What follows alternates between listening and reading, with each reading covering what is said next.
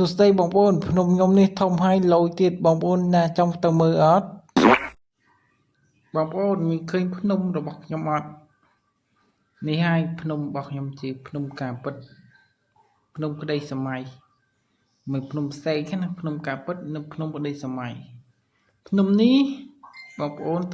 ទៅរកណាក៏អត់មានដែរតើខ្ញុំមិនមានភ្នំហ្នឹងហើយតើខ្ញុំមិនភ្នំនឹងបងប្អូនទៅរកភ្នំណាកន្លែងណាក៏អត់មានភ្នំនឹងដែរ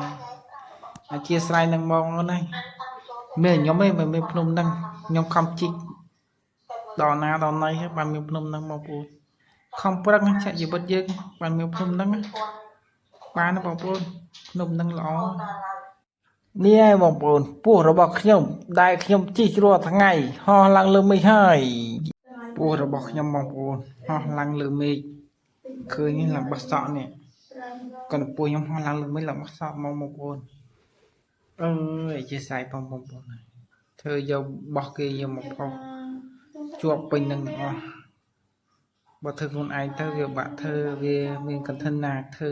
ឥឡូវនេះយកអត់គេមកធ្វើជាប់ពេញនឹងស្ប៉ាពេញនឹងបងប្អូនហើយអត់ឡើងជួបអត់ឡើងអីទៀតហ្នឹងហើយតែសំខាន់បងប្អូនតាមណាពោះខ្ញុំទៅបានហើយអរគុណច្រើន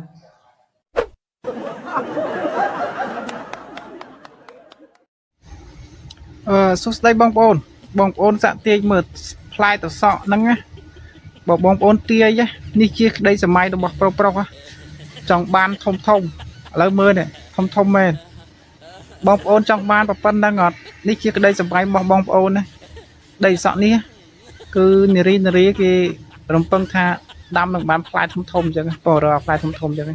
នេះជាពូជល្អបងប្អូននេះជាក្តីសម័យរបស់ប្រុសចង់បានអាពូជល្អធំអញ្ចឹងណាធំមែនតើណា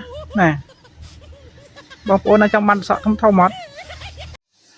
នេះហើយបងប្អូនសាច់ចម្លែកក្នុងបាត់សមុទ្របងប្អូនដែលស្គាល់នេះហើយចម្លែករបស់ខ្ញុំបងប្អូនគឺថាលយមែនតើសាច់ចម្លែកខ្ញុំលយកប់សេរីមែនតើបងប្អូនអ្នកណាដឹងថាសត្វខ្ញុំលយតែសត្វរបស់ខ្ញុំលយមែនតើតែបងប្អូនអត់ដឹងថាសត្វរបស់ខ្ញុំប៉ុណ្ណា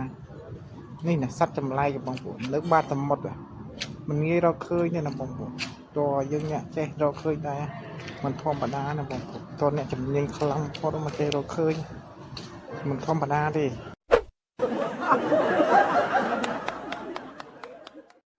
ធ្វើការឲ្យគេស្រួលក៏ស្រួលសប្បាយក៏សប្បាយហត់ក៏ហត់លំបាកក៏លំបាកការងារទាំងអស់ហ្នឹងគឺយើងខំប្រឹងបើមិនខំប្រឹងទេគឺលំបាកខ្លាំងណាស់បងប្អូនអើយការងារហត់ណាស់ធ្វើការឲ្យគេ